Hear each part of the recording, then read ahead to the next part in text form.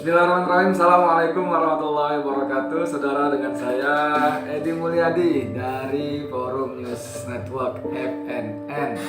Saudara, ada berita serunya banget gitu. Karena beberapa hari lalu Sri Mulyani, Menteri Keuangan Republik Indonesia, yang konon katanya Menteri Keuangan terbaik di dunia, entah untuk siapa manfaatnya, Anda nggak percaya, ini buktinya ya. Jadi dia menyatakan bahwa Kementerian Keuangan Pemerintah Republik Indonesia akan memajaki sembako. Sembako, Anda tahu sembako? Jadi Menteri Keuangan terbaik dunia itu akan mengenakan pajak bagi sembako. Besarnya memang menjadi 12% dari rencana sebelumnya kenaikan PPN dari 10% menjadi 15% ya. Itu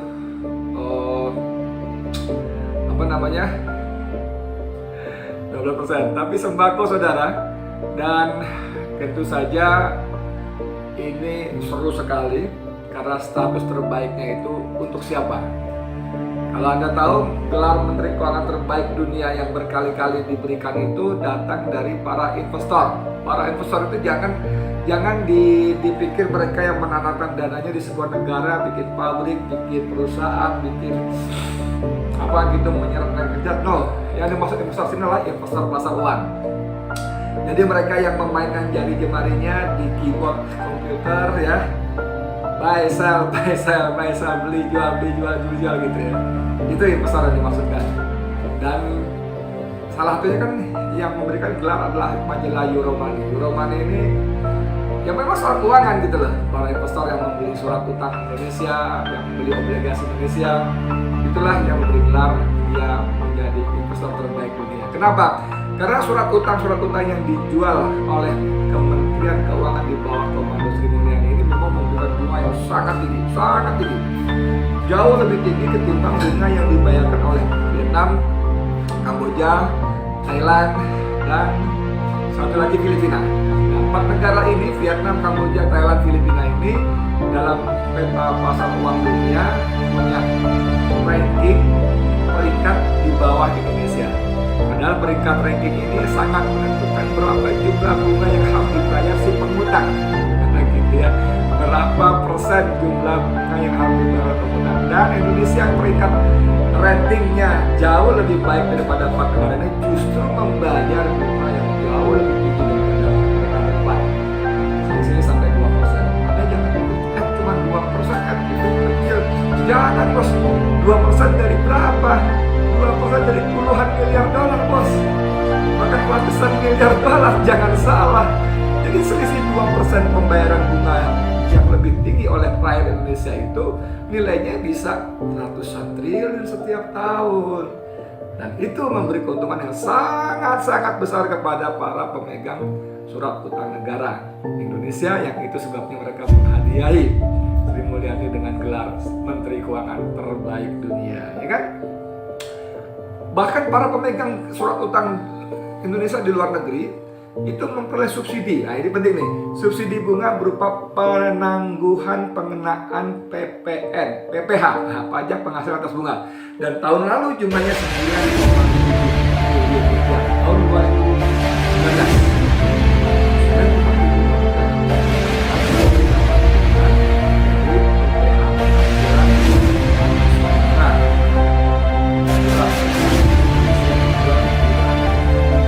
Orang-orang itu sangat beruntung dapat bunga jauh lebih tinggi, lebih mahal. Beda, saudara, kalau Anda bunga itu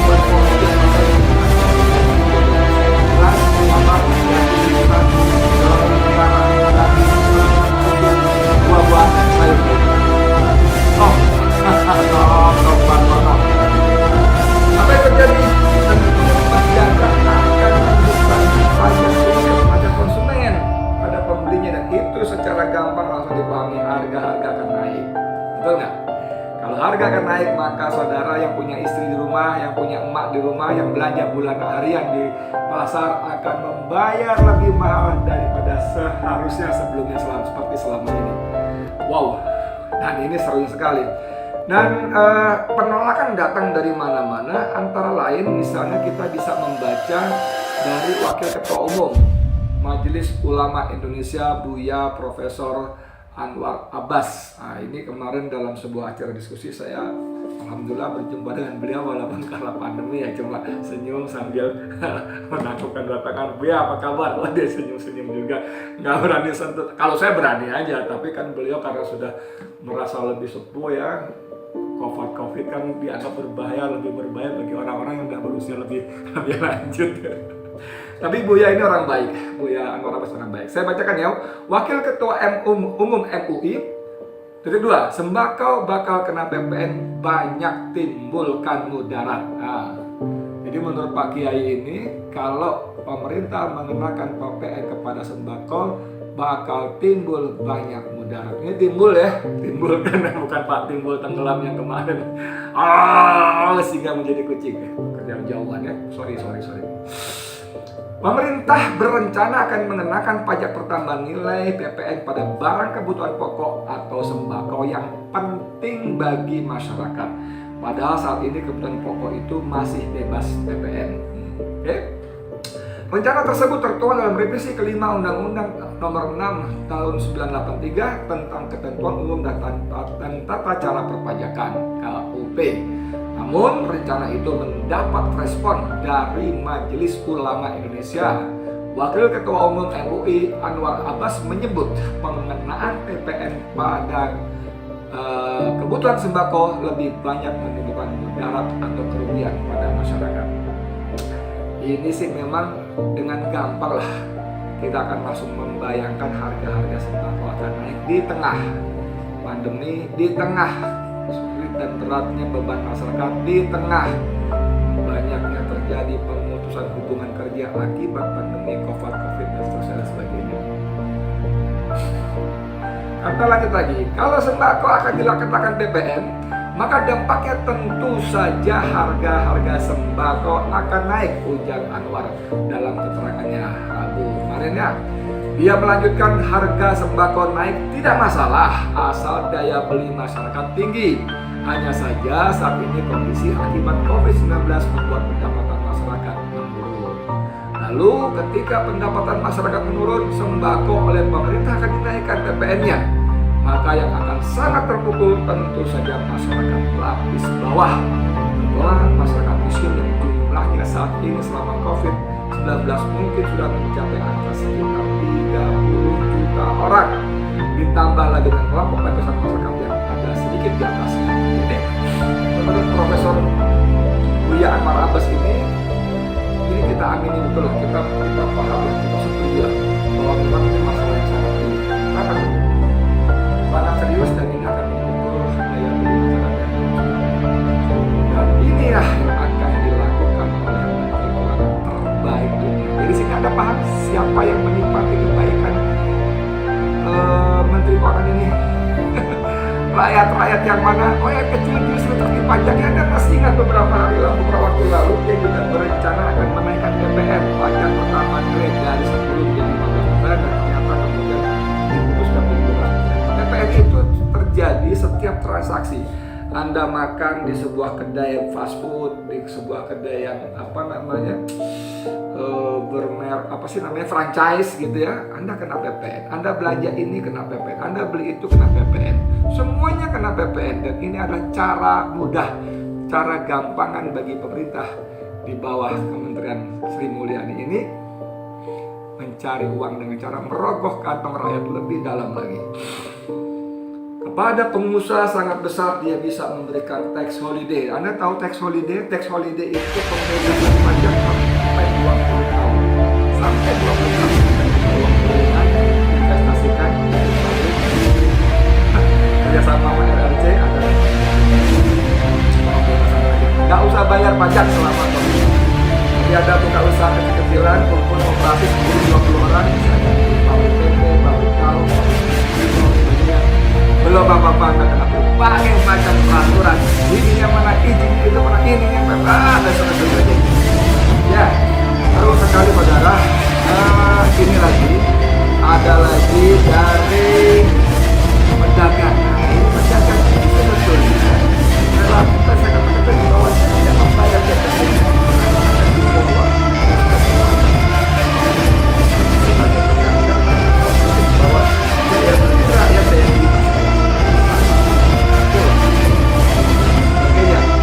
kalau harga barang mereka naikkan, cuma ada dua kemungkinan.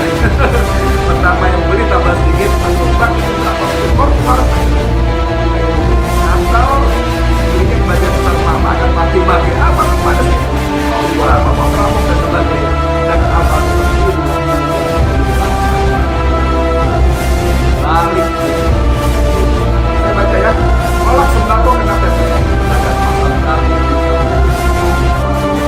Paham gak nih dokter lulusan luar negeri yang dahsyat ini, Nganjur dan pejuang neolib? Ya nggak bisa. Sri Mulyani adalah tokoh pejuang neolib yang sangat tangguh. Pemerintah akan mengenakan pajak PPN terhadap barang kebutuhan pokok yang sangat dibutuhkan oleh rakyat banyak. Rencana ini mendapat penolakan dari Ikatan Pedagang Pasar Indonesia atau IKP. Mereka meminta pemerintah menghentikan rencana ini. Seperti diketahui, PPN juga dikenakan pada barang hasil pertambangan atau pengeboran yang diambil langsung dari sumbernya. Kebijakan itu akan tertuang dalam perluasan objek pajak PPN yang diatur dalam revisi Undang-Undang Nomor 6 Tahun 83 tentang ketentuan umum tata cara perpajakan. Ketua Umum IKP Abdullah Mansuri mengatakan jika bahan pokok dikenakan PPN maka akan membebani masyarakat sebab barang yang dikenakan PPN meliputi beras dan gabah, jagung, sagu, kedelai, garam konsumsi, daging, telur, susu, buah-buahan dan sayur-sayuran, umbi-umbian dan seterusnya dan gula. Lebih lanjut, dia berujar bahwa pedagang pasar sedang mengalami sulit karena lebih dari 50% omset dagangan turun. Sementara itu pemerintah dinilai belum mampu melakukan stabilitas bahan pangan dalam beberapa bulan terakhir. Kami mencatat lebih dari 50% omset pedagang pasar menurun. Di samping itu pemerintah belum mampu melakukan stabilitas pangan di beberapa bulan terakhir. Harga cabai bulan lalu Rp100.000 per kilogram, dan 100.000 per kilogram. Harga daging sapi belum stabil, mau dibebani PPN lagi? Gila, ucap Mansuri dalam keterangan tertulisnya Rabu kemarin. Rakyat mesti bagaimana, Mbok Sri? Sampai kan orang pinter, Mbok Sri. Menteri Keuangan terbalik, buktikan dong bahwa sampai itu pinter. Jangan cuma bisa ngerogoh uang kantong rakyat lebih dalam lagi. Apa karena ngutang di luar sudah nggak laku lagi, nggak dapat lagi, lalu sampai lihat ke dalam rakyatnya, mana lagi yang kita bisa pajaki, berapa dalam lagi kantong rakyat kita bisa rogoh. Udahlah, aduh, masa nggak kasihan? Kalau sampai yang Menteri Keuangan yang nggak ngapa-ngapain, belanja enggak, yang belanja pembantu, ya kan? Dan itu duit subsidi dari rakyat. Anda dapat gaji gede, nggak gede sih gaji menteri kan cuma 19 juta, tapi kan fasilitasnya. Anda kemana-mana beli bensin yang bayar negara, sopir dibayarin negara, mobil dibeliin negara oleh rakyat Indonesia. Keluar negeri naik pesawat first class dibayar oleh rakyat, masuk hotel yang first class Presiden Suite dibayar oleh rakyat. Semuanya Anda dibayar rakyat gitu loh. Lalu coba kami yang membayari kamu peras habis-habisan, jangan gitulah. Kasihan kami dong rakyat Indonesia. Katanya orang pinter gitu, katanya terbaik di dunia. Kenapa sih justru kerjaannya nyusahin rakyat loh? Ini satu lagi nih, walaupun sudah selesai masa itunya ya. Orang kaya dapat PPNBM, pajak pertambahan barang mewah 0% waktu beli mobil. Si miskin beli sembako kena 12%. Kita bisa bayangkan nggak? Harga mobil 0%. Yang beli mobil siapa? Harga 200 juta. Hah? Siapa yang beli mobil 200 juta? Orang kaya, orang yang nyaman. Anda bebaskan pajaknya. Alasannya supaya terjadi akumulasi, ada pergerakan, ada daya beli rakyat. Siapa yang diuntungkan? Pabrik mobil. Siapa pabrik mobil? Konglomerat. Jadi yang beli orang kaya, yang jualan dealer-dealer orang kaya, yang paling untung pabrik mobil produksi jalan terus. Siapa pemiliknya? Orang super kaya, konglomerat. Jadi Anda ini menteri keuangan untuk siapa, Mbok Sri? Untuk siapa? Untuk orang kaya kamu bebaskan begitu rupa, untuk orang miskin kamu, perandal perintil kamu tekan luar biasa. Kamu kerja untuk siapa, Sri Mulyani sebetulnya? Gila kata pedagang pasar tadi, Mansuri tadi, kata ketua ikatan pedagang pasar tadi, ini gila.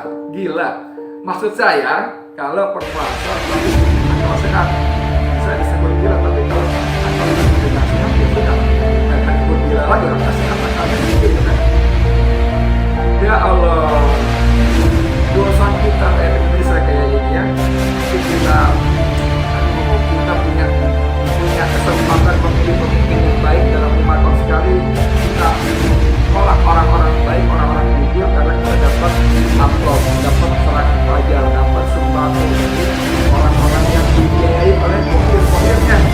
Dan kurir-kurirnya siapa? Para oligarki Taiwan besar kita bagi-bagi duit. Jadi saya mereka pakai lagi di jalan mereka bayar kalau di sana mereka juga bayar wartawan.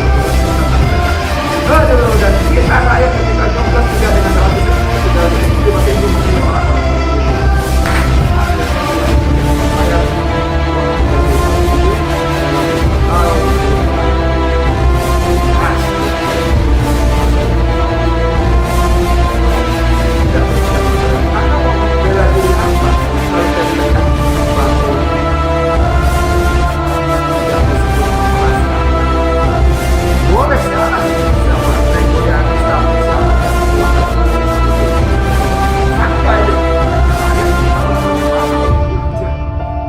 Buat rakyat nggak penting menjaga begini, begono nggak penting. Yang rakyat itu rasakan adalah dia membayar lebih mahal. Yang rasakan adalah dia harus mengeluarkan uang lebih banyak untuk barang yang mestinya bisa dia peroleh dengan harga yang lebih wajar. Ayo, Menteri Keuangan terbalik dunia. Kapan sampai kamu bikin utang ribuan triliun dengan bunga sangat tinggi, setelah itu kamu berhenti jadi menteri, entah bebas dengan uangmu yang banyak kemana-mana. Tapi yang bayar kami rakyat itu sampai selama berpuluh tahun bayar uang pajak, uang utang yang dibuat tanpa kami tahu untuk apa. Jangan bilang untuk pembangunan, infrastruktur ngutang. Itu BUMN yang bayar, sehingga hutang-hutang mereka naik 400-500%, sehingga rasio utang dan modal mereka sampai 4-5 kali dan menjelang bangkrut. Itu secara teknis bahkan sudah bangkrut, kata ekonom senior Reza Ramli. Ya ampun, sembako, begitu kalapnya kamu, Sri Mulyani, sehingga rakyat kamu benar-benar peras habis sampai tetes darah penghabisan. Ya Allah, saya Edi Mulyadi untuk FNN. Assalamualaikum warahmatullahi wabarakatuh.